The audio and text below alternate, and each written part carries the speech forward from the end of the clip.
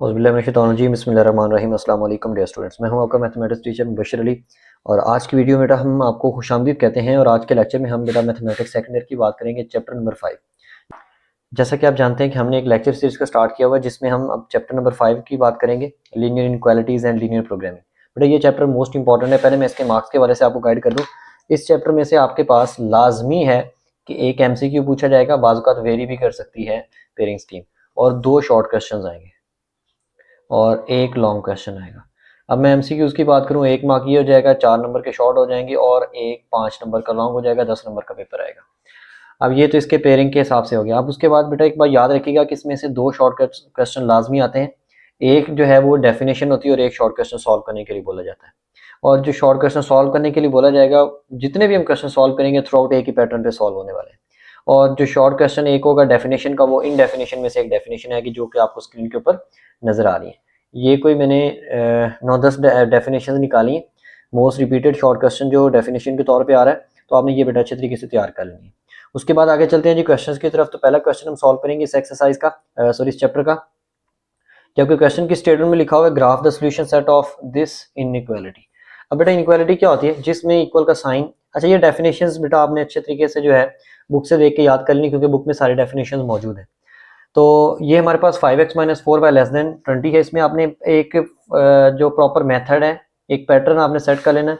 सबसे पहले आपने इसमें क्या करना है, आपने एक एसोसिएटेड इक्वेशन बनानी है हर क्वेश्चन में। सॉल्यूशन में सबसे पहला काम आप क्या करेंगे, एसोसिएटेड इक्वेशन बनाएंगे। अब एसोसिएटेड इक्वेशन बेटा कैसे बनेगी?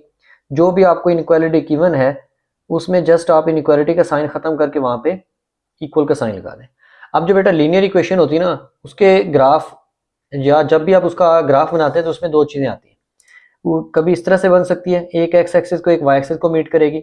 इसके अलावा इस तरह से बन सकती है, एक पॉइंट वाई एक्सिस के ऊपर एक पॉइंट एक्स एक्सिस के ऊपर, और सेम इसी तरह से। मतलब उसने अगर उसमें 2 वेरिएबल्स हैं तो उसने लाजमी एक्स इंटरसेप्ट और वाई इंटरसेप्ट बनाना है। अब एक्स इंटरसेप्ट एक ऐसा पॉइंट होता है जहां पे वाई 0 होता है। अगर मैं एक्स एक्सिस की लाइन के ऊपर हूँ, लेट्स सपोज ये मेरे पास वाई एक्सिस और ये एक्स एक्सिस है। अगर मैं इस एक्स एक्सिस के ऊपर लाइन के ऊपर जा रहा हूँ तो यहाँ पे एक्स की वैल्यूज तो आपको मिलेंगी, लेकिन वाई क्या होगा, 0 होगा। तो ये तमाम पॉइंट्स जो आपके पास बनेंगे एक्स एक्सिस, किसको हम बोलते हैं, एक्स इंटरसेप्ट। अब बेटा आपने यहाँ पे यही काम करना है कि आपने पहले इसमें एक्स इंटरसेप्ट फाइंड करना है फॉर एक्स इंटरसेप्ट। अब एक्स इंटरसेप्ट का मतलब ये होता है कि एक्स एक्सिस के ऊपर एक ऐसा पॉइंट, तो एक्स एक्सिस के ऊपर अगर आप पॉइंट निकाल रहे तो वहां पे वाई बेटा क्या हो जाएगा, 0 हो जाएगा। तो हम इसमें वाई 0 पुट करेंगे। 5x - 4 × 0 = 20। फर्दर सिंप्लीफिकेशन करते तो ये बन जाएगा 5x = 20, और यहाँ से x की वैल्यू हमारे पास कितनी आ जाएगी, 4। अब ये ऑर्डर्ड पेयर बन गया आपके पास, x की वैल्यू 4 है जबकि y की वैल्यू कितनी है, 0 है। उसके बाद अब यहाँ पे लिखेंगे फॉर y इंटरसेप्ट। अब y इंटरसेप्ट एक ऐसा पॉइंट होगा जो y एक्सिस के ऊपर लाई करता है, तो वहां पे y तो होगा लेकिन x क्या होगा, वहां पे 0 होगा। जब आप इसमें x 0 पुट करेंगे तो ये बनेगा 5 × 0 - 4y = 20। अब ये वाली टर्म 0 हो जानी, -4 ने डिवाइड करना, तो ये y की वैल्यू यहाँ पे कितनी बनेगी, y = -5। ऑर्डर्ड पेयर हो जाएगा 0 - 5। अब आपके पास जो ग्राफ बनेगा वो ग्राफ की फॉर्म हम बाद में देखें, पहले मैं इसका टेस्ट पॉइंट आपको बता देता हूँ। हमेशा याद रखिएगा बेटा, इन क्वेश्चन में आपने टेस्ट पॉइंट क्या रखना है जी, 0 0, ओरिजिन ऑफ एक्सवाई प्लेन। मतलब ये हुआ कि अगर आपके पास कोई भी एक ग्राफ बना, कुछ इस तरह से ग्राफ लेट्स सपोज बन गया, तो आपने देखना है कि ये जो लाइन का ग्राफ है, इनइक्वालिटी का मतलब होता है इक्वल नहीं है, या तो इससे ऊपर होगा या इससे नीचे होगा। अब बताएगा कौन, वो हमें बताएगा टेस्ट पॉइंट 0 0।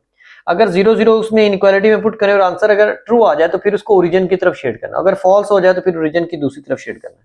तो अब हम इसके इनइक्वालिटी के अंदर अब 0 0 पुट करते हैं, तो ये बनेगा 5 × 0 - 4 × 0 < 20।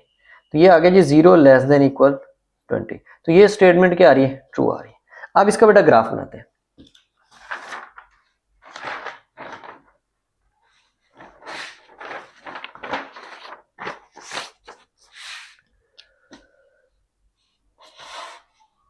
इसमें आपने सबसे पहले y एक्सिस ड्रॉ कर लेना है इस तरह से, फिर x एक्सिस, इसको x कहें इसको y कहें। अब बेटा आपने दोनों पॉइंट्स जो आपने निकाले थे वो लिख लेते हैं एक दफा।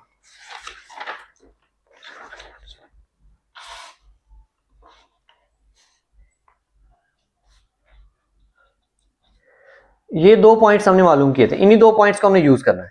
अब बेटा पहले मैं बात करूं 4 0 की, तो इसका मतलब ये x एक्सिस का पॉइंट होगा, x की वैल्यू 1 2 3 4, तो ये वाला पॉइंट बनेगा 4 और 0। इसी तरह से y की नेगेटिव वैल्यू आ रही है -1 -2 -3 -4 -5, तो ये वाला जो पॉइंट बनेगा ये हमारे पास होगा 0 -5।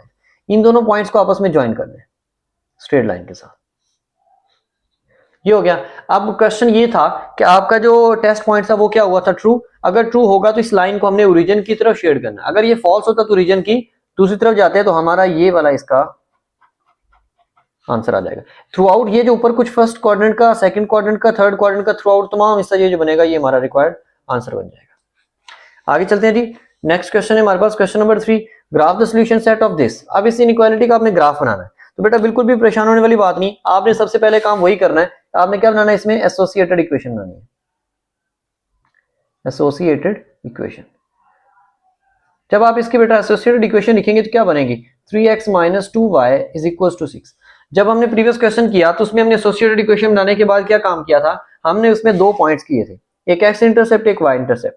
तो अब x इंटरसेप्ट की अगर मैं बात करूं तो x इंटरसेप्ट के ऊपर y क्या होता है, 0, और अगर मैं y इंटरसेप्ट की बात करूं तो y इंटरसेप्ट एक ऐसा पॉइंट होता है जो y एक्सिस के ऊपर लाई करता है, तो वहां पे x क्या होता है, 0 होता है। पहले y 0 पुट करेंगे तो ये बनेगा 3x - 2 × 0 = 6। 3 ने डिवाइड किया तो x = क्या आ गया, 2। ऑर्डर पेयर बनेगा 2 0।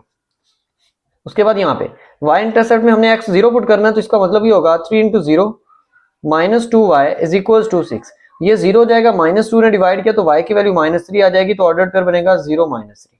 साथ ही आप टेस्ट पॉइंट भी करें, ग्राफ एंड पे हम देखेंगे। टेस्ट पॉइंट इसका करते हैं तो बेटा टेस्ट पॉइंट हमेशा के लिए मैंने आपको बताया होगा कि क्या होगा, 0 0।